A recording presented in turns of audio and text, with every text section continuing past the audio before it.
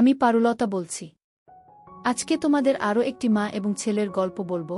গল্পটি শেষ পর্যন্ত শুনলে তোমাদের ওটা গরম হয়ে যাবে। আমার জন্ম ১৯০০ সালের ১ নভেম্বর বৃহত্তর খুলনা জেলাতে। এই জেলার বাইরে আমি কখনো কোথাও যাইনি। রাজধানী ঢাকার নাম অনেক শুনেছি, কিন্তু যাওয়ার সৌভাগ্য হয়নি আজও। খালিশপুরের ভারী মিল কারখানা এলাকা, এখানেই কেটে যাচ্ছে আমার জীবন। এখানে একের পর এক পাটের মিল কারখানা। এরই একটা হলো প্লাটিনাম জুট মিল, যার পাশেই আমাদের ছোট্ট ভাড়ার বাসা। আমার জন্ম খুলনাতে হলেও এখানে নয়, ভৈরব নদীর ওপার আমার দাদাবাড়িতে। আর আমার নানা বাড়ি কয়রা উপজেলায়, যেখানে আমি কোনোদিন যাইনি। কেন যাইনি আজও জানি না। আমাদের বাসার অদূরেই ভৈরব নদী, যার ওপারে গ্রাম, আর নদীর এই পাশটা হলো শহর। তবে মূল শহর নয় মোটেই। মূল শহর হলো বয়রা, গল্লামারি, সোনাডাঙ্গা এলাকা। ওখানে থাকার মতো সামর্থ্য আমাদের নেই। আমার বাবা সামান্য চাকুরিজীবী। ঢাকাতে একটা ব্লেড কোম্পানিতে কষ্টের সাথে চাকরি করে। আমাদের গ্রাম থেকে এই শহর এলাকায় এনে রেখেছে শুধুমাত্র পড়ালেখা করানোর জন্য। এখানে ৩ রুমের একটা বাসায় আমি, আম্মু আর ছোট ভাই নীরব থাকি। বাবা ২ মাসে একবার ছুটিতে আসে। এভাবেই চলছে জীবন। বর্তমানে আমার পড়ার খুব চাপ যাচ্ছে, সামনে বার্ষিক পরীক্ষা। আম্মু পড়ার জন্য অনেক বকাঝকা করে, আমি ঠিকমতো পড়তে বসি না বলে। তবে আমি স্টুডেন্ট ভালো। বিগত সব ক্লাসেই আমার ফলাফল আশানুরূপ। এর থেকে যেন বিচ্যুত হয়ে না যাই, এজন্যই আম্মু শাসন করে বেশি। কিন্তু আমি বন্ধুদের সাথে না মিশে থাকতেই পারি না। এখানে যারা মিলে চাকরি করে, তাদের থাকার জন্য বড় কলোনি আছে। সেখানেরই ছেলেমেয়েরা বিকেলে মাঠে খেলে, আমিও যাই। আমার অনেক বন্ধু আছে। বন্ধুদের সাথে মাঝে মাঝেই আবার ভৈরব নদী তীরের একটি এলাকা চরের হাট যাই। ওখানে যেতে খুব ভালো লাগে আমার। কি সুন্দর নির্মল নদীর পাড়ের সবুজ ঘাস আর নারিকেল গাছের সারি। আমার সবচেয়ে কাছের বন্ধু নাদিম। ওর সাথেই চরের হাট বেশি যাওয়া হয়। হঠাৎ করেই নদীতে দেখতে পাওয়া যায় বড় সাইজের লঞ্চ যাচ্ছে। অবাক হয়ে তাকিয়ে দেখি 2 বন্ধু। আর আমরা সব বন্ধুরা মিলে ট্রলারে করে নদীর ওপারেও গেছি কয়েকবার। শুনেছি ওপারে নাকি সেই পাড়া আছে। স্কুলের 10-এর বড় ভাইয়েরা বলাবলি করে। এসব নিষিদ্ধ কথা শুনলে আমার প্রচণ্ড কৌতূহল হয়। নাদিম, ফজলু, মিশু, সলিল সবার সাথেই এসব বিষয়ে কথা হয়, বিশেষ করে আমরা 5 জন যখন একসাথে হই। শরতের এক ঝলমলে দুপুর। স্কুল শেষ করে বাসায় ফিরেছি মাত্র। গোসল করে খাবো, প্রচণ্ড ক্ষুধা লেগেছে। রান্নাঘরে গিয়ে দেখি আম্মু গরুর মাংস রান্না করছে। জিভে জল চলে এলো। আমাদের বাসায় গরুর মাংস রান্না হয় কালেভদ্রে। এজন্য এই দিনটা আমার জন্য আনন্দের, যা অনেক দিন পর পর আসে। তাড়াতাড়ি স্কুল ড্রেস ছেড়ে বাথরুমে ঢুকলাম। ঢোকার আগে দেখলাম আম্মুর রুমের ফ্লোরে ছোট ভাইটা চিত হয়ে হা করে ঘুমাচ্ছে। মগ থেকে গায়ে সামান্য পানি নিয়ে সাবান ডলতে ডলতে ট্যাপ ছাড়তে গিয়ে দেখি বালতিতে কিছু ভেজা কাপড়। আম্মু ভিজিয়ে রেখেছে, গোসলের সময় ধুবে হয়তো। ভাবলাম আমিই কেচে দেই, আম্মুর আর কষ্ট করতে হবে না। সব ফ্লোরে ঢেলে দিয়ে একটা একটা করে কাচতে লাগলাম। আরে এটা কি? একটা ছোট সেই কাপড়। আম্মু এটা পরে জানা ছিল না।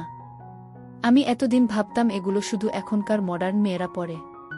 খুব সুন্দর বেগুনি রঙের বিড়াল ছাপওয়ালা ছিল সেটি। হাতে নিয়ে কেমন যেন শরীরের মধ্যে একটা শিরশির অনুভূতি হলো। হাত দিয়ে নেড়েচেড়ে ঘুরিয়ে ফিরিয়ে সেটা দেখলাম। সামনের ভিতরের পাশটায় কেমন যেন ছাপ পড়ে আছে, ওখানে ডলা দিতেই আঠালো হয়ে গেল। আমি খুবই অবাক হলাম। সব ধোয়া শেষ করে গোসল করে এসে খেতে বসেছি। আম্মু তখন গোসলে ঢুকল। বালতিতে কেচে রাখা কাপড় দেখেই আমাকে রাগান্বিত স্বরে চিৎকার করে বলল, আমার কাপড় তোকে কে ধুতে বলছে? বুঝলাম আম্মু বেশ রেগে গেছে। আমি বললাম, বালতি আজর না হলে গোসল করব কিভাবে, তাই ধুয়েছি। এত রাগ করছো কেন? আম্মু আর একটা কথাও বলল না। আমি খাওয়া শেষ করে এতটুকু না জিরিয়ে ক্রিকেট ব্যাট নিয়ে প্লাটিনাম মাঠের দিকে গেলাম। 2:30 বাজে, মাঠে অনেক রোদ, এখনো কেউ আসেনি। ছায়ে বসে অপেক্ষা করতে লাগলাম। আধ ঘন্টার মধ্যেই নাদিম এসে হাজির। ও জানে আমি প্রায় আগে মাঠে আসি। দুজনে বসে নিষিদ্ধ আলাপে মজলাম। নাদিম বলল, কিরে, যাবি নাকি একদিন ওই পাড়াতে? আমি ফিক করে হেসে দিয়ে বললাম, তোর ইচ্ছা হয় যা। সাইজ দেখে লাথি মেরে খেদাবে তোকে। নাদিম আমাদের সব বন্ধুদের চেয়ে একটু ছোটখাটো বিধায় ওকে এসব বিদ্রূপ প্রায়শই সহ্য করতে হয়। তবে ও এতে রাগ করে না। ও বলল, সাইজ ডাজেন্ট ম্যাটার, পাড়াটাই আসল। এরই মধ্যে সলিল, ফজলুও চলে আসলো। এসে গল্পে যোগ দিল। তখন আমরা সবাই নতুন নতুন হাতের কাজ করা শিখেছি। সুন্দরী মেয়ে দেখলেই আলাদা একটা অনুভূতি হয় আমাদের সবারই। খানিক বাদে মিশুও চলে এলো। সবাই ক্রিকেট বাদ দিয়ে গোল হয়ে বসে এসব নিষিদ্ধ আলাপ আলোচনা চালিয়ে যাচ্ছিলাম। মিশু এসেই বলল ওর নাকি এমন অভ্যাস হয়ে গেছে যে হাতের কাজ না সেরে থাকতেই পারে না। কয়েকদিন গেলেই নাকি কেমন যেন লাগে ওর। এসব কথা শুনে সবাই হেসে কুটিকুটি হচ্ছিলাম। এরই মধ্যে সলিল এমন একটা কথা বলল শুনে সবাই হেসে গড়াগড়ি খেলাম। ওর নাকি কিছুই বের হয় না। কথায় কথায় আবার সেই পাড়ার বিষয় চলে এলো।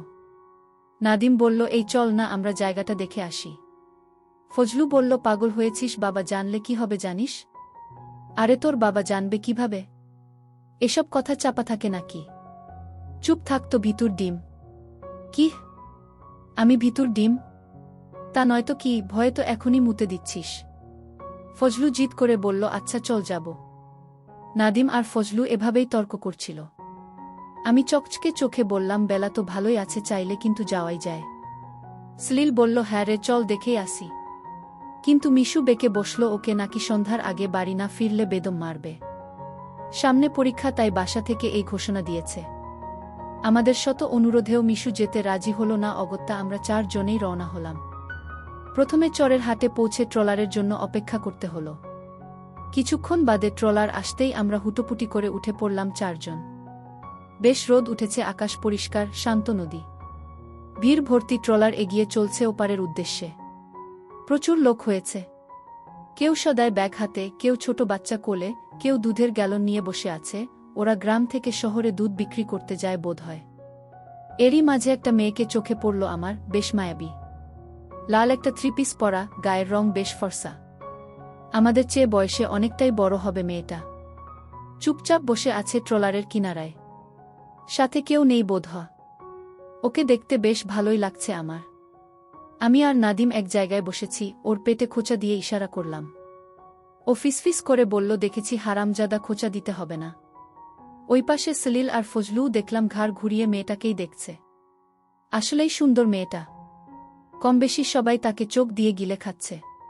প্রচণ্ড শব্দ করে পানি কেটে ট্রলার এগিয়ে চলছে। মিশমিশে কালো লুঙ্গি পরা একটা লোক হাল ধরে বসে আছে। ভাড়া 2 টাকা করে। আমরা 3 জন টাকা দিলেও ফজলু বলল ওর কাছে নাকি কোনো টাকাই নেই। অগত্যা ফজলুর ভাড়ার টাকাটা সলিল দিয়ে দিল। ভৈরব নদী বেশি প্রশস্ত নয়, তাই খুব তাড়াতাড়ি পার হয়ে যাওয়া যায়। কিছুক্ষণের মধ্যেই ট্রলার কিনারায় ভিড়ল। আমরা নেমে পড়লাম। সবার সাথে সাথে মেয়েটাও নামল। ঘাট থেকে উঠে 2 পাশে ধানের ক্ষেত, মাঝখান দিয়ে ইট বাঁধানো রাস্তা, সামনে চলে গেছে। বাড়িঘর তেমন একটা নেই। এখানে আমরা আগেও এসেছি, কিন্তু এর সামনে আর যাওয়া হয়নি। আর সেই অজানা পাড়াটাও যে কোথায় তাও জানি না। আন্দাজের উপর ভর করে চলে আসাটা উচিত হলো কি না কে জানে। ফজলুকে বললাম চলে তো আসলাম, এখন চিনব কি করে? ফজলু বলল কাউকে জিজ্ঞেস করতে হবে। কি বলে জিজ্ঞেস করবি? ওই পাড়াটা কোথায় একটু বলবেন? ফজলু আমার দিকে চোখ পাকিয়ে তাকালো। সলিল বলল চল চল, আমি চিনব, ট্রেনের রকি ভাইয়ের কাছে শুনেছি। এগুতে থাক, পেয়ে যাব। লোকারণ্য একদম কমে গেছে। রাস্তায় লোক বলতে আমরা এই 4 জনই। আমরা গুটি গুটি পায়ে এগিয়ে চলছি। মাঝে মাঝে 2-1টা ভ্যান যাচ্ছে। গ্রামের এদিকটায় ভ্যান চলে, আমাদের শহরে আবার রিকশার প্রচলন। নাদিম বলে উঠল যাই বলিস না কেন, নৌকার ওই মেয়েটা কিন্তু ঝাক্কাস ছিল। ফজলু আরও কিছু খারাপ কথা বলল। ওর কথা শুনে আমরা সবাই হেসে উঠলাম। এভাবে হাসতে হাসতে আমরা 4 বন্ধু এগোতে থাকলাম। এদিকটায় রাস্তার 2 ধারে চমৎকার কাশফুল, বাবলা গাছের সারি আর চারিদিকে সবুজ ধানে ভরা ক্ষেত। আর রাস্তাটা এখন ইট পার করে মাটির হয়ে গেছে। ধুলোয় ভরা রাস্তায় পা ডুবিয়ে হাঁটতে ভালোই লাগছিল আমাদের। এখন রোদ অনেক কমে এসেছে, সূর্যটা ধীরে ধীরে পশ্চিম আকাশে নুয়ে পড়ছে। পরিবেশটা খুব চমৎকার লাগছিল, মুগ্ধ হয়ে উপভোগ করছিলাম আমরা। নিঃসন্দেহে এখানের জনজীবন আমাদের শহরের থেকে অনেক ভালো এবং আরামের। এই গ্রাম শস্যশ্যামলা প্রকৃতি আমাদের দেশের আসল রূপ।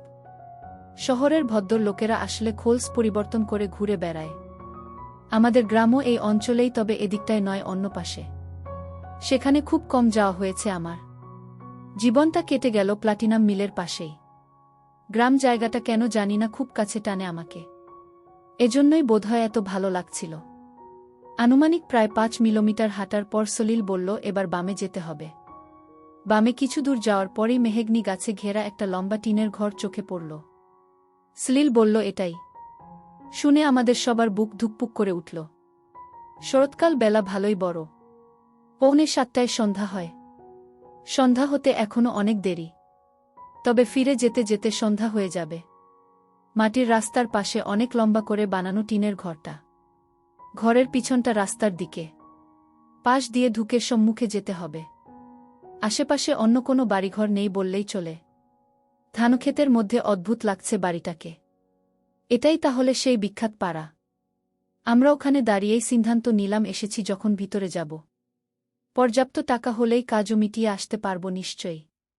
ফজলু বলল, দেখ, ভিতরে যাওয়ার দরকার নাই, গোলমাল হবে, আমরা এখনই ফিরে যাই। নাদিম বলল, কিছু না দেখেই ফিরে যাব নাকি? ফজলু বলল, তোর সাথে জিদ করে আমার আসাই উচিত হয়নি, বাবা জানলে শেষ করে ফেলবে আমাকে। ফজলু বাদে যার কাছে যা টাকা আছে সব এক জায়গা করলাম। ৩৬ টাকা হলো, যার মধ্যে সলিলেরই ৫ টাকা। ওর বাবা সরকারি চাকরি করে, তাই ওর কাছে বরাবরই টাকা বেশি থাকে, আর ওর মনও ভালো কিপন না। আমি লম্বা বিধায় আমাকে সবার চেয়ে বড় দেখায়, আমাকে ওরা আগে থাকতে বলল। আর ফজলু গাট্টা গোট্টা, শরীরের ফিটনেস ভালো, তবে ওর মাথায় বুদ্ধি কম আর ভিতর ডিম। ওর বাবার ভয়ে সারাক্ষণ অসাড় হয়ে থাকে। ওকে কম কথা বলতে বলল নাদিম। আর নাদিম খাটো সাইজের, আগেই বলেছি, আর উপস্থিত বুদ্ধি বেশি। সলিল হ্যাংলা মাঝারি, সেও ক্রিটিক্যাল সিচুয়েশনে ট্যাকল দিতে পারে। আমি নিজের উপর কেন জানি না আত্মবিশ্বাস পাচ্ছি না, মন কুডাক ডাকছে। বারবার মনে হচ্ছে কোনো অঘটন ঘটবে আজ। সব জল্পকল্পনার শেষ মুহূর্তে এসে আমিও বললাম, থাক, যেতে হবে না রে, তোদের নিয়ে আসাই উচিত হয়নি, চল বাড়ি যে হাতের কাজ করিস, বলে উঠল নাদিম। আমি ওর কথায় অপমানিত হয়ে চোয়াল শক্ত করে ভিতরের দিকে হাঁটা দিলাম। দেখি ছোট একটা টিনের গেট ধাক্কা দিতেই বুড়ো এক লোক পান চিবোতে চিবোতে মাথা বের করে বলল, কি বাবুরা, এখানে কি চাই? আমি একটা শক খেলাম, বাবু বলে সম্বোধন করছে মানে আমরা আসলে অনেক ছোট।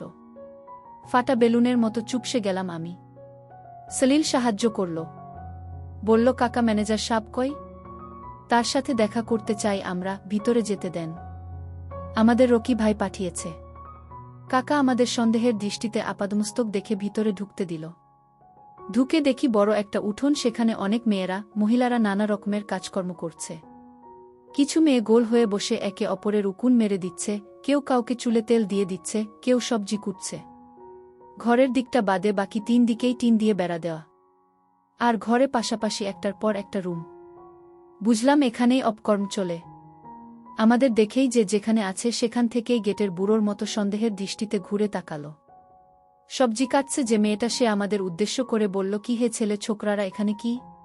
নাদিম বলল, তেমন কিছু না আপা, ম্যানেজার সাহেবের সাথে একটু জরুরি কথা ছিল। মেয়েটি একটু গলা নিচু করে বলল, আমাদের ম্যানেজার সাহেব তেমন ভালো লোক না, তোমরা এখান থেকে চলে যাও। ওর কথা কানে না নিয়ে আমরা এক জায়গায় দাঁড়িয়ে অবাক হয়ে দেখছিলাম চারিদিক। কয়েকটা বন্ধ দরজার উপাস থেকে খুব আস্তে মেয়েলি কণ্ঠের শীতকারের আওয়াজ ভেসে আসছে। বুঝলাম ভিতরে খদ্দেরেরা তাদের কাজ হাসিল করছে। তখনই আমরা ভূত দেখার মতো চমকে উঠলাম। বন্ধ একটা রুমের দরজা খুলে বেরিয়ে এলো ট্রলারে থাকা সেই লাল জামা পরা মেয়েটি। আমাদের এত আগে চলে আসলো কিভাবে বুঝলাম না, ব্যানে এসেছিল বোধ হয়। সেও আমাদের দেখে চমকে উঠল। মেয়েটি আমাদের কাছে এসে বলল, কি গো বাছারা, তোমরা এখানে কেন? এক্ষুনি চলে যাও বলছি, না হলে বিপদ হবে, জায়গাটা অত ভালো নয় গো। আমরা একটু মোড়ামুড়ি করছিলাম, তখনই কালো সানগ্লাস পরা, চুল বড়, ফর্সা একটা লোক ভিতরের ঘর থেকে বেরিয়ে এসে আমাদের সামনে দাঁড়াল। তারপর বলল, শিউলি, তুই তোর কাজ কর। ওই মেয়েটার নাম তাহলে শিউলি। সে মুখ শুকনো করে ঘরের লম্বা বারান্দা ধরে হাঁটতে হাঁটতে দূরে চলে গেল। সলিল বলল, আপনি কি ম্যানেজার নাকি? লোকটি বলল, হ্যাঁ, কি দরকার তোমাদের? এখানে কিভাবে এসেছ? সলিল উত্তর করল, আমাদের রকি ভাই পাঠিয়েছে এখানে, আমরা সময় পার করতে চাই। রকি আবার কোনো আহাম্মক? আচ্ছা আসো তোমরা, বলেই একটা রুমে আমাদের ৪ জনকে নিয়ে গেল। সেখানে একটা খাট, টেবিল আর একটা চেয়ার। টেবিলে কিছু মেয়েলি সাজগোজের সরঞ্জাম। আমরা ৪ জন খাটে বসলাম, আর লোকটা চেয়ার টেনে আমাদের মুখোমুখি বসল। ফজলুর মুখটা কেমন যেন ফ্যাকাশে হয়ে গেছে। আলো পড়ে আসছে পশ্চিম আকাশে। নাদিম কেমন যেন চিন্তিত। আর আমার মন কুডাক ডাকছে, বাড়ি ফেরার তাগিদ অনুভব করছি ভিতরে ভিতরে। লোকটা ডাইরেক্ট বলল, ভালো ভালো মেয়ে আছে আমার কাছে, তোমরা কিতা চাও? বলেই কাষ্ঠ হাসি হাসল। আমরা সবাই ভয় পেয়ে গেলাম। বললাম, আমরা তাহলে যাই, অন্য একদিন আসব। বলল, আরে এত তারা কিসের? তারপর একে একে আমাদের নাম, পরিচয়, কোথায় থাকি, বাবারা কি করে সব শুনল। সন্ধ্যা নেমে এসেছে, অন্ধকার হয়ে যাচ্ছে চারিদিক। মাগরিবের আজানের সুর ভেসে আসছে দূর কোনো এক জায়গা হতে। এবার আমরা সত্যি সত্যি অনেক ভয় পেয়ে গেলাম। বাড়ি ফিরতে রাত হয়ে যাবে, নৌকা পাই কিনা তারও ঠিক নাই। আর এই লোকটার মতিগতি মোটেও ভালো ঠেকছে না। লোকটা বাতি জ্বেলে দিল রুমে, তখনই শিউলি মেয়েটা রুমের সামনে এসে বলল, কি গো বদি ভাই, এদের এখনও যাইতে দেও নাই? শিউলির মুখটাও কেমন যেন পুড়ে আছে, সেও কেন জানি চিন্তিত। বদি চড়া সুরে বলল, এদের যেতে দেব না রে। আটকে রেখে বাড়ি ফোন করতে হবে, মোটা অঙ্কের টাকা পাওয়া যাবে। শুনে আমরা চমকে উঠলাম। সবাই একসাথে বলে উঠলাম, কি বলছেন এসব? আমরা কি করেছি? বদি বলল, কিছু করিস নাই, তবে বদির আস্তানায় যেহেতু ঢুকছিস সেহেতু মাসুল তো দিতেই হবে। তোদের মতো বাছুরদের এখানে কি, ওগুলো বেশি বড় হয়ে গেছে নাকি? নাদিম আমার দিকে তাকালো, ও দৌড়ে পালানোর ইঙ্গিত দিচ্ছে, চোখ দেখেই বুঝলাম আমি। ফজলু ভয়ে সাদা হয়ে গেছে, সলিল ভ্রু কুচকে তাকিয়ে আছে। আমি নাদিমকে বাদ সাধলাম। আসলে শুধু দৌড় দিলেই হবে না, সেই টিনের গেটটা কি আটকানো নাকি খোলাকে জানে, পরে হিতে বিপরীত হবে। বদি আমাদের চোখাচুকি দেখে মনে হয় কিছু বুঝতে পেরেছে। রুম থেকে বের হয়ে খটাং করে দরজা আটকে ছিটকিনি টেনে দিয়ে বলল, 7 নাম্বার রুম থেকে তালা নিয়ে আয়তো শিউলি। পোলাগে আগে আটকাই, পরে বাড়ি ফোন করলে ভালো টাকা পাওয়া যাবে। এই 4 জনের বাড়ি থেকে অন্তত 4 লাখ নিব বলে হে হে করে হেসে উঠল বদি। তারপর তালা আটকে দিয়ে চাবি শিউলিকে দিয়ে বলল, চাবিটা রাখ, আর এই দরজা খোলার চেষ্টা করিস না যেন। আমরা বুঝলাম বদি শিউলিকে এভাবে বললেও সে তাকে বিশ্বাস করে, না হলে চাবি দিত না। বদি বলল, আর শোন, সব মেয়েগুলারে পরিষ্কার হয়ে রুমে থাকতে বল, বড় কাস্টমাররা আসতে শুরু করবে এখনই। আমি ফোনে টাকা ভরতে গেলাম। আসতে ঘণ্টাখানেক লাগবে। আমরা রুমের মধ্যে একে অপরের মুখ চাওয়াচাওয়ি করতে লাগলাম। হলুদ একটা টিমটিমে বাতি জ্বলছে, আর মাথার উপর বহু পুরনো একটা ফ্যান খটখট খটাং করে ঘুরে চলছে। আর বাইরের সব আলো ইতোমধ্যেই নিভিয়ে দিয়েছে। কোনো সারা শব্দ পাওয়া যাচ্ছে না। ফজলু প্রথম মুখ খুলল, হারামজাদারা, আমার কথা তো শুনলি না, এখন কি বিপদে ফেললি? বাবা আমাকে মেরেই ফেলবে। নাদিম বলল, এখান থেকে আগে বেঁচে তো ফের, তারপর না তোর বাবা তোকে মারবে। এত বিপদের মধ্যেও আমার কেমন যেন হাসি পেল। সলিল 2 হাত পিছনে দিয়ে ছোট ঘরের মধ্যেও পায়চারি শুরু করল। বলল, ঝগড়া করে কোনো লাভ নেই রে, এখান থেকে কিভাবে বের হওয়া যায় তাই চিন্তা কর। আমি বললাম, আচ্ছা, এই টিনের এই বেড়ার ওপাশেই তো রাস্তা। দমাদম কয়েকটা লাথি মেরে বেড়া খুলে ফেললে কেমন হয়? নাদিম বলল, কথা খারাপ বলিসনি, কিন্তু কাজটা অত সহজ না, করতে গেলে শব্দ হবে অনেক। সলিল বলল, আমরা 4টা ছেলে এই টিনের ঘর থেকেই যদি বেরোতে না পারি। ফজলু বলল, বদি আসার আগেই যা করার করতে হবে, না হলে মহাবিপদ। এসে বাড়ি ফোন করলে সব শেষ। শুনলি না? ও বলল ফোনে টাকা ভরতে গেছে। ফজলুর কথা শুনে অবাক হলাম, ও ঠিকই বলেছে। আরেকটা ব্যাপার হলো, শিউলি মেয়েটা কোনোভাবেই চায়নি আমরা এখানে আটকা পড়ি। ও বদি সম্পর্কে জানে, তাই আগেই বুঝতে পেরেছিল বদি আমাদের নিয়ে কোনো অঘটন ঘটাবে। আমরা অনেক জল্পনা প্ল্যান করছিলাম, তখনই দরজার কাছ থেকে ফিসফিস করে কেউ বলে উঠে বলল, এই ছেলেরা বলেছিলাম না চলে যাও, এখন কি বিপদ ডেকে আনলে? তোমাদের বাসা থেকে তো এতক্ষণে খুঁজতে শুরু করেছে। আর তোমাদের বাসা থেকে যদি টাকার ব্যবস্থা না করে বদি তোমাদের আস্ত রাখবে না। আমি বললাম, আপা, আপনার কাছে তো চাবি আছে, আপনি আমাদের ছেড়ে দিলে সারা জীবন কৃতজ্ঞ থাকতাম। শুধু খুলে দিন, আমরা পালিয়ে যাই। দরজার ওপাশ থেকে শিউলি বলল, উপায় নাই গো ভাই, আমারে মাইরা ফেলাবে তাইলে। সলিল বলল, আমাদের ছাড়তে হবে না, শুধু দরজা খুলে আমাদের শক্ত লাঠি জাতীয় কিছু দিন। শিউলি বলল, দরজা খোলা যাবে না, গেলাম আমি। এবার নাদিম অনেক অনুনয় বিনয় করে বুঝাতে চেষ্টা করল যে আমরা লাঠি জাতীয় শক্ত কিছু পেলে এখান থেকে বেড়া ভেঙে বেরোতে পারব, তাহলে আপনার আর দোষ হবে না। এবার শিউলে থমকে গিয়ে কিছুক্ষণ চুপ থেকে বলল, আসছি, দাঁড়াও। এভাবে মিনিট 10 পর হঠাৎ তালা খোলার শব্দ পেলাম, কিন্তু খুব আস্তে সাবধানে খুলছে শিউলি। তারপর উকি মেরে 2টো চেলা কাঠ ধরিয়ে দিল, বুঝলাম এগুলো রান্না করার লাকড়ি। আমার তখন মন চাইল সজোরে দরজা ধাক্কা মেরে শিউলে ঠেলে ফেলে পালিয়ে যাই। ভাবতে যে দেরি, শিউলি আর সে সুযোগ দিল না, মুহূর্তেই দরজা আটকে দিয়ে বলল, রাতে এখানে চারিদিকে বদির পাহারাদাররা থাকে, এই এলাকাটাই ওর দখলে। বিকাল টাইমে তেমন কেউ এখানে থাকে না, সেই সময়ে তোমরা এসে জুটলে আর ডাইরেক্ট বদির হাতে এসে পড়লে। দারোয়ানের আগে অন্য কারো হাতে পড়লে তারা হয়তো এখানে ঢুকতেই দিত না, বিপদেও পড়তে না। যাই হোক, তোমরা এখান থেকে পালাতে পারবে না, বরং বিপদ বাড়বে। তবে মনে রেখো, তোমরা মানুষ 4 জন, একেবারেও কম শক্তি না তোমাদের। বদিকে যদি কোনোভাবে ঘায়েল করতে পারো তাহলে এখান থেকে বের হওয়ার চেষ্টা না করে 13 নাম্বার রুমে চলে এসো, ওখানে আমি থাকি। লোকজনের আগাগোনা টের পেয়ে শিউলি সটকে পড়ল, আমরা আবার একা হয়ে গেলাম। আমি বললাম, শোন, এই ঘরের পিছন পাশটা ভাঙলেই রাস্তা, কিন্তু ভাঙতে গেলে প্রচণ্ড শব্দ হবে, সবাই টের পেয়ে আমাদের ধরে ফেলবে। আর যদি ডান বামের বেড়া দুটো ভাঙি তাহলে এই ঘরেরই অন্য রুমে যাব। সেখানে যেয়ে খুব একটা লাভ হবে না, ওই রুমগুলোও বাইরে থেকে ছিটকিনি আটকানো, তখন দেখলি না।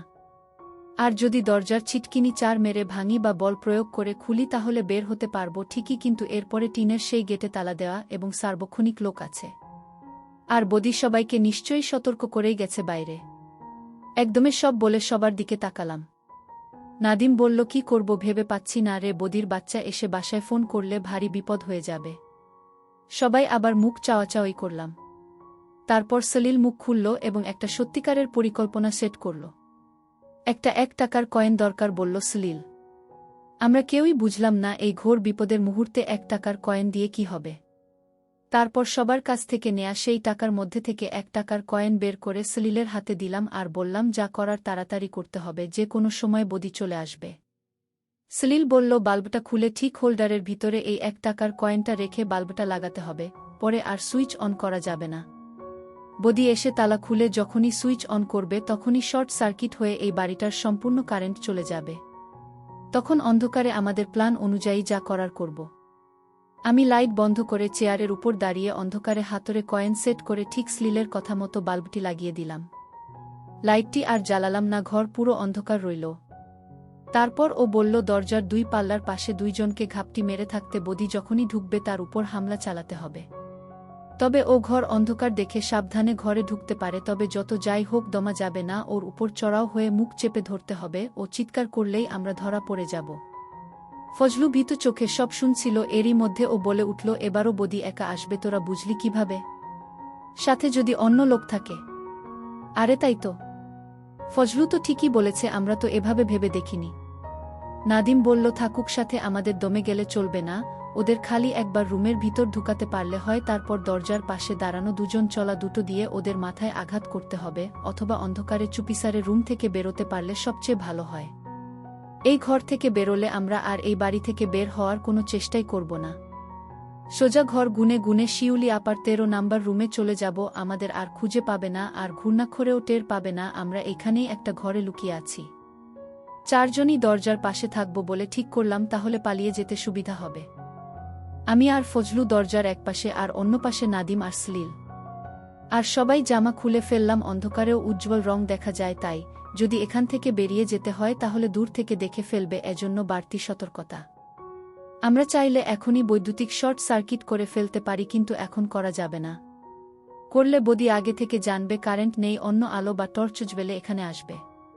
তাই এটা বদিকে দিয়েই করতে হবে, ওকে বিচলিত করতে হবে এবং সেই সুযোগটা নিতে হবে। সব জল্পনা কল্পনার যখন শেষ তখন এশার আয়ান দিচ্ছে। বুঝলাম এতক্ষণ আমাদের যার যার বাড়িতে সারা পড়ে গেছে, আমাদের খোঁজাখুঁজি চলছে। একমাত্র মিশু জানে আমরা এখানে এসেছি। আমাদের প্ল্যান যদি কাজে না লাগে, আমরা যদি এখানে পুরোপুরি আটকা পড়ে যাই, তাহলে মিশু নিশ্চয়ই সবাইকে বলে এখানে নিয়ে আসবে। পুলিশও আসতে পারে, 4টা ছেলে নিখোঁজ বলে কথা। এশার আয়ানের পরেও অপেক্ষা করেই যাচ্ছিলাম, কিন্তু বদি হারামজাদার আসার নাম নেই। 1 ঘন্টার কথা বলে কেন যে আসছে না বুঝতে পারলাম না। প্ল্যান করার সময় বেশ সতেজ ছিলাম, এখন আবার সবাই ভীত হয়ে পড়েছি বদি যদি না আসে।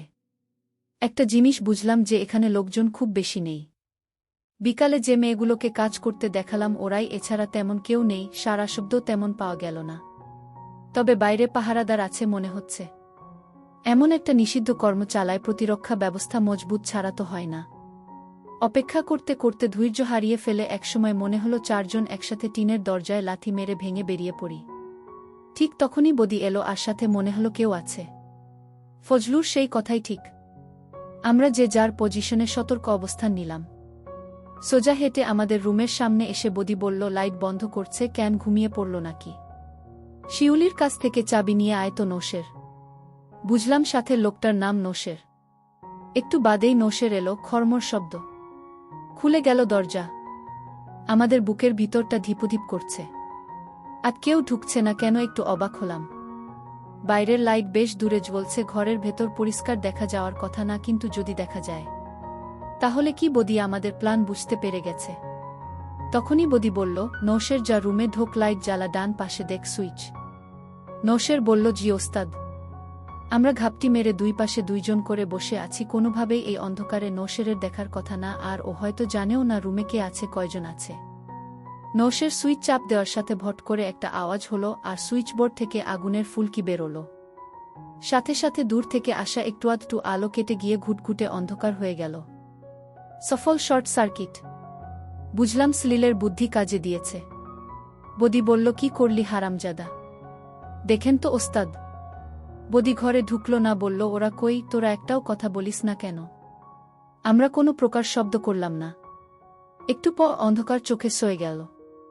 বদি মিনিট দুয়েক অপেক্ষা করে ঘরে ঢুকে যেই সুইচে হাত দিয়ে দেখতে গেল, অমনি নাদিম ঝাঁপিয়ে পড়ল বদির উপর। বদি অন্ধকারে টাল সামলাতে না পেরে পড়ে গেল মাটিতে, মুখ চেপে ধরল নাদিম। তখনই সলিল চালা কাঠ দিয়ে বদির মাথা বরাবর দিল বাড়ি। আমিও আর দেরি করলাম না, নৌশেরের মাজা বরাবর লাথি দিলাম। মাগো বলে চেঁচিয়ে উঠে মাটিতে লুটিয়ে পড়ল নৌশের।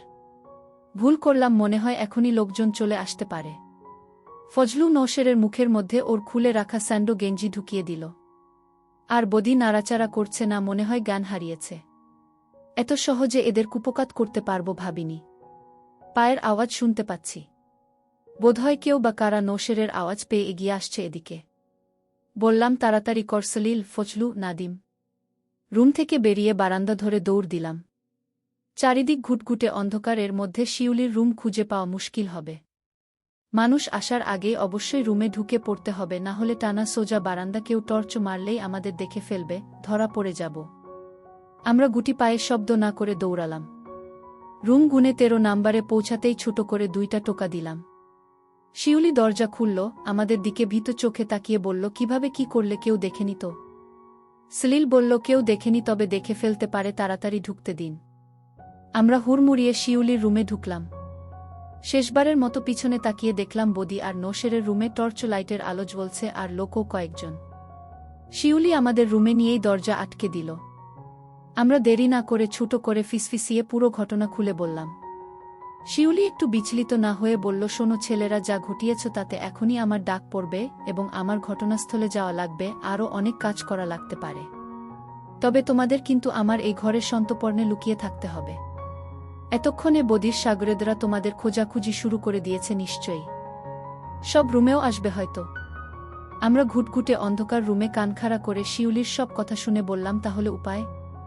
আমরা লুকাব কোথায়? কট করে একটা শব্দ হলো, আর শিউলির হাতের ভিতরে ছোট্ট একটা সাদা আলো জ্বলে উঠল, একটা গ্যাসলাইটারের পিছন সাইডের ছোট্ট টর্চ লাইট। আলো উপরের দিক মেরে রেখেছে বিধায় সবাইকে দেখলাম। শিউলিকে এই অল্প আলোতে খুব দারুণ দেখাচ্ছে, মনে হচ্ছে কোনো পরী। ওর চোখ চকচক করছে। আমরা সবাই তাকিয়ে আছি ওর দিকে। শিউলি বলল, সবগুলো খাটের নিচে ঢুকে পড়ো। তাকিয়ে খাট দেখলাম, এটা বেশ বড় একটা ডাবল বেড। 4 জনে অনায়াসে নিচে শুয়ে থাকতে পারব। স্যান্ডেল খুলে খাটের নিচে ঠেলে দিয়ে একে একে ঢুকে পড়তে লাগলাম। সবশেষ যখন ফজলু ঢুকবে তখনই শব্দটা হলো। দরজায় দরাম দরাম ঘাই। শিউলি, বের হ তাড়াতাড়ি, বদি ভাই অজ্ঞান। ভয়ে আমার কলিজা কেঁপে উঠল। ফজলুকে ধরে টেনে খাটের নিচে নিয়ে আসলাম। শিউলি খাটের চাদর খানিকটা টেনে নামিয়ে দিল যাতে নিচটা একটুও দেখা না যায়। তারপর দরজা খুলে এখানে আসা লোকটাকে বলল, কিভাবে কি? বলে হন্তদন্ত হওয়ার ভান করে বাইরে থেকে দরজায় তালা মেরে দিয়ে বেরিয়ে গেল। বুঝলাম শিউলি যথেষ্ট বুদ্ধিমতী। সে তালা দিতে ভোলেনি যাতে তার অনুপস্থিতিতে এই রুমে কেউ ঢুকতে না পারে, আমরা যাতে ধরা না পড়ে যাই। শিউলি যতক্ষণ বাইরে ততক্ষণ আমাদের আর তেমন বিপদ নেই ভেবে ভালোই লাগছে। কারণ বাইরে তালা দেখলে কেউ ঢোকার বাসনা পোষণ করবে না। আর এখানের সবাই নিশ্চয়ই জানে যে এটা শিউলির রুম। আমরা খাটের তলায় চিত হয়ে শুয়ে পুরো দিনের ঘটনাটা ফিসফিস করে আলোচনা শুরু করলাম। ফজলু বলল, এতক্ষণে সবার বাসায় খোঁজাখুঁজি লেগে গেছে, কি হবে কে জানে, কেন যে আসতে গেছিলাম এখানে। আর এখান থেকে আদৌ বেরতে পারব কিনা কে জানে। নাদিম ফজলুকে অভয় দিয়ে বলল, অত চিন্তা করিস না, এতখানি পেরেছি, বাকিটুকুও পারব। আর বাড়ির ব্যাপারটা মিশু তো সব জানে, ও তো রয়েছেই সবার গার্ডিয়ান, আগে ওর কাছেই যাবে আমাদের খোঁজে। ও নিশ্চয়ই বলবে আমরা এইদিকে এসেছিলাম। এই পাড়ার কথা মিশু বলবে না, শিওর থাক। আর পুলিশের সাহায্য নিয়ে আমাদের উদ্ধার করলে বলবো আমরা এদিকে ঘুরতে এসেছিলাম, বদি আমাদের তুলে নিয়ে এসেছে। সলিল বলল, বাড়ির কথা না হয় বুঝলাম, কিন্তু এখন এরা কি করে বলা যায় না যদি আমাদের খাটের তলা চেক করতে আসে। আমি বললাম, চাপ নিস না, শিউলি আছে আমাদের পক্ষে, ও ঠিক সামলে নেবে। আচ্ছা, আর একটা কথা বলতো, তুই যে বদি ভাইকে টেনের রকি ভাইয়ের পরিচয় দিলি, সে তো চিনল না। রকি ভাই বোধহয় তোর কাছে চাপা মেরেছে, না হলে বদি ভাই তো তাকে চিনত। সলিল বলল, হতে পারে, তবে গেটের বুড়ো শালা কিন্তু রকি ভাইয়ের পরিচয় দেওয়ার পর ঢুকতে দিয়েছে। আমি বললাম, বুড়ো কি ভাবতে কি ভেবে ঢুকতে দিয়েছে তা কেবল ওই জানে। ওই শালা যদি ঢুকতে না দিত তবে এত বড় বিপদ হতো না। নানাবিধ গল্প করতে লাগলাম আমরা। দেখতে এসে কাজ করার পরিকল্পনা করে কি থেকে কি হয়ে গেল এসব কথার চর্চা করে যাচ্ছিলাম। এভাবে অনেক সময় পেরিয়ে গেছে, কয়টা বাজে জানি না। অন্ধকারে ঘড়ি দেখার উপায় নাই। খাটের তলায় গরম লাগছিল অনেক। শিউলির অপেক্ষা করতে করতে যখন অধৈর্য হয়ে গেলাম, তখনই রুমের তালা খোলার শব্দ হলো। আমরা ভীত হয়ে চুপ মেরে গেলাম। আর প্রচণ্ড বুক ধিপুনিপ করছিল। কেউ একজন রুমে ঢুকে আবার দরজা আটকে দিল। আমরা কথা বললাম না, শিউলি বাদে যদি অন্য কেউ হয়। গলা শুকিয়ে এসেছে কি কপালে আছে কে জানে। তারপর হঠাৎই বলে উঠল, ভয় নেই ছেলেরা, আমি শিউলি, আরেকটুখানি শুয়ে থাকো। আমাদের জানে পানি ফিরে এলো। বললাম, কেন, আরেকটু রেখে কি করবেন শুনি? জামা পাল্টাব, বলল শিউলি। শিউলি জামা পাল্টাবে শুনেই আমার সেই ট্রলারে বসে থাকা সময়টার কথা মনে পড়ল। কি সুন্দরী লাগছিল ওকে তখন। আমরা তারই রুমে ভেবেই শরীরে শিহরণ বয়ে গেল। বললাম, ওদিকটা কিভাবে সামলালেন? শিউলি বলল, বদিকে তো ভালোই জখম করেছ, আর ওর সাগরেরটা মাজার ব্যথায় চিৎকার করেই যাচ্ছে বলে হাসল শিউলি। আরও বলল, বদির এমন আঘাতে সবাই ভয় পেয়ে গেছে, তোমাদের খোঁজা অতটা জোর দিয়ে হচ্ছে না। বদিকে আর নৌশেরকে খুলনা মেডিকেল কলেজ হাসপাতাল গেছে ওরা কয়জন। আর আমি বলে এসেছি তোমরা পালিয়ে গেছ বলে আমার ধারণা। এখানে যারা দায়িত্বে আছে তাদের সবাইকে শান্ত করে এসেছি। ওরা এখন মই দিয়ে খাম্বায় উঠে কারেন্টের লাইন ঠিক করার চেষ্টা করছে। আর আমরা মেয়েরা যারা কাজ করি বদির এমন অবস্থায় সবাই খুশি, ও আমাদের অনেক যন্ত্রণা দেয়। যাই হোক শোনো, খুব ভোরে তোমাদের আমি এখান থেকে বের হওয়ার ব্যবস্থা করে দেব। ভুলেও এই খেয়া পারাপার দিয়ে পার হবে না, যেখান দিয়ে বলে দেব সেখান দিয়ে যাবে। এখন খাটের তলা থেকে সবগুলা শব্দ না করে বের হয়ে এসো। বের হওয়া মাত্রই শিউলি তার ছোট্ট টর্চ জ্বালল। চারজনে একসাথে অবাক হয়ে গেলাম। শিউলি একটা গোলাপি শাড়ি পরেছে দেখে বোঝা যাচ্ছে মাত্র গোসল করে এসেছে। এত সুন্দর মেয়েলি একটা ঘ্রাণ বেরোচ্ছে ওর গা থেকে, সবাই ওর রূপে বিমোহিত হয়ে গেলাম। শিউলি বলল, নিশ্চয়ই খিদে পেয়েছে তোমাদের, বসো সবাই। আমরা ফ্লোরে বসে পড়লাম আর টের পেলাম আসলেই খিদেতে সবার পেট চৌচৌ করছে। শিউলি 4টা স্টিলের থালা দিল আমাদের সামনে। তারপর একটা বড় গামলা থেকে গরম খিচুড়ি বেড়ে দিল। আর বলল, কারেন্ট লাইনটা ঠিক করে ফেললে ভালো হতো, যা গরম লাগছে, আলো নেই। আমরা অবাক হয়ে গপাগপ খিচুড়ি খেতে থাকলাম। গরম গরম সবজি খিচুড়ি কি যে ভালো লাগলো। সবার জন্য রান্না খাবার থেকে শিউলি আমাদের জন্য তুলে এনেছে। এরই মধ্যে শিউলি ছোট করে তার জীবনের গল্পটা শুনিয়ে দিল। ও নাকি শহরেই থাকে, বিলেল কলেজে অনার্স 3rd ইয়ারে পড়ে। বাসা দৌলতপুরে, বাবা মারা যাওয়ার পর ওর ছোট ভাই আর মাকে নিয়ে অকুল পাথারে পড়েছে। তারপর শেষ অবধি জীবন বাঁচাতে এই মধুচক্রে পা বাড়াতে হয়েছে। সপ্তাহে 3 দিন এখানে কাজ করে টাকা নিয়ে চলে যায়, তাও বদি উপযুক্ত পারিশ্রমিক দেয় না। শিউলির গাল বেয়ে দুফোঁটা অশ্রু গড়িয়ে পড়ল। তখনই কারেন্ট আসলো, বাতি ফ্যান একসাথে চলে উঠল। অনেকক্ষণ পর সবাই সবার মুখ দেখলাম। শিউলিকে আসলেই স্বর্গের অপ্সরীর মতো লাগছে। তার আতিথেয়তা আমাদের মুগ্ধ করেছে। আমাদের এভাবে রক্ষা করল, আবার আমাদের খিদের কথা মনে রেখে খাবার খাওয়ালো, এসব ভুলার নয়। খাবার সরঞ্জাম শিউলি রুমের এক কোনায় গুছিয়ে রেখে বড় বাতি বন্ধ করে দিয়ে ড্রিম লাইট জ্বেলে দিল। তারপর সবাই খাটের উপর উঠে বসলাম। আমাদের সবার নাম শুনে পরিচিত হল শিউলি। শা শা করে মাথার উপর ফ্যান চলছে। পেট পুরে খেয়ে দিয়ে বিছানায় হেলান দিয়ে শিউলির সাথে গল্প করতে ভালোই লাগছে। এখন গভীর রাত, বাইরে আর কারো কোনো আগাগোনার লেশমাত্র নেই। অন্যদিন হলে নিশ্চয়ই রাতেই বেশি সরগরম থাকত। শিউলি বলল আজ বদির এমন দুর্ঘটনার জন্য সবাই কাজ বন্ধ রেখেছে, আর সে ছাড়া খদ্দেররা ঝামেলা করতে পারে এটিও একটি কারণ। ফ্যানের শব্দ ছাড়া চারিদিকে আর কোনো শব্দ নেই, সুনসান। আমাদের এখন আর ভয় লাগছে না। নাদিম হারামজাদা শিউলির দিকে বারবার তাকাচ্ছে। এবার শিউলি বলে উঠল, তা ভাইয়েরা বলো দেখিনি, এখানে তোমরা আসলে কেন? নৌকায় তোমাদের দেখলাম, তখন যদি জানতাম এখানে আসবে ওখান থেকেই ফিরিয়ে দিতাম। আমি বললাম আমাদের আসলে এই পাড়া দেখার একটা কৌতূহল ছিল, এর থেকে চলে আসলাম এই যা। শিউলি বলল, তা দেখে ফিরে গেলে না কেন বাপুরা? সলিল বলল, আসলে ভাবলাম টাকা দিলে যদি আমরাও পারি। শিউলি খাটের এক কোনায় হেলান দিয়ে তুই সম্বোধন করে বলল, তোদের নাক থেকে এখনো দুধের গন্ধ যায়নি, কাজ করতে চলে এলি? বলি তোদের এখনো বের হয়? বললাম বের হবে না কেন, আরও কত আগে থেকে হাত দিয়ে কাজ চালিয়েছি। শিউলি হাসি লুকিয়ে বলল, তাই নাকি? আমারও তো একটা ছোট ভাই আছে তোদেরই মতো, ক্লাস 8-এ পড়ে, ও তো এসব করে না। তোরা এত পাকলি কিভাবে? আমি বললাম ঠিকই শিখেছে, আপনি জানেন না, পারলে একদিন বাজিয়ে দেখেন, বুঝতে পারবেন। এসব আলাপ আমরা বহু করেছি, কিন্তু কোনো মেয়ের সাথে নয়। আমি শিউলিকে বললাম, আপনি আজ কারো সাথে শোনোনি? শিউলি বলল, আজ আর টাইম পেলাম কোথায়, তোরা যা অঘটন ঘটালি, তাই ভাবলাম কারো সাথে যেহেতু হয়নি তোদের সাথেই শুই। কিরে টাকা দিবি তো? বলেই শিউলি হাসল। সত্যি বলল নাকি ঠাট্টা করল কিছুই বুঝলাম না। তবু এসব শুনে আমার ভিতরে কারেন্ট খেলে গেল। বন্ধুরা, ভিডিওটি অনেক বড় হয়ে যাওয়ার কারণে বাকি অংশ অন্য ভিডিওতে দেওয়া হবে। সবাই সাথে থাকো।